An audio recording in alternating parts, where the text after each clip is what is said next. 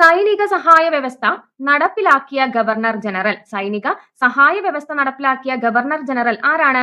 Wellesley പ്രഭുവാണ്. സൈനിക സഹായ വ്യവസ്ഥ നടപ്പിലാക്കിയിട്ടുള്ളത് വെല്ലസ്ലി പ്രഭുവാണ്. അപ്പൊ നമുക്ക് എങ്ങനെ ഓർക്കാം? അപ്പൊ സൈനിക സഹായ വ്യവസ്ഥ എന്ന് പറയുമ്പോൾ നമുക്ക് സൈനിക സഹായം എന്ന് കണക്ട് ചെയ്യാം. സൈന്യത്തിന്റെ സഹായം ഉണ്ടെങ്കിൽ ഒരു യുദ്ധം നടക്കുകയാണെന്ന് ഓർത്തോളൂ. അപ്പൊ സൈന്യത്തിന്റെ സഹായം ഉണ്ടെങ്കിൽ എന്താണ്? വെൽ അല്ലെ? വെൽ നല്ലതാണ്. വെൽ നല്ലതാണ് എന്നാണല്ലോ മീനിങ്. അപ്പോ എന്താണ്?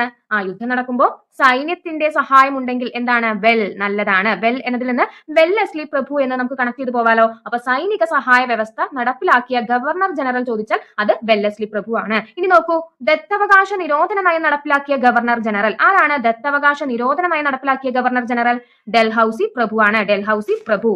അപ്പോ നമുക്ക് എങ്ങനെ ഓർത്തിരിക്കാം? നോക്കൂ, ദത്തവകാശ നിരോധന നയം അല്ലെ. അപ്പൊ നമ്മൾ ഹൗസിൽ ദത്തെടുക്കുന്ന കാര്യം പറഞ്ഞു കഴിഞ്ഞാല് അവിടെ എന്ത് പറയും? നിരോധനം പറയും, നോ എന്ന് പറയും അല്ലെ. അപ്പൊ ദത്തവകാശ നിരോധന നയം നടപ്പിലാക്കിയ ഗവർണർ ജനറൽ ആണ് ഡൽഹൌസി പ്രഭു. അപ്പോ നമ്മൾ ദത്തെടുക്കുന്ന കാര്യം ഹൗസിൽ പറഞ്ഞാൽ ഹൗസ് എന്നതിൽ നിന്ന് ഡൽഹൌസി പ്രഭു എന്ന് കണക്ട് ചെയ്യാലോ.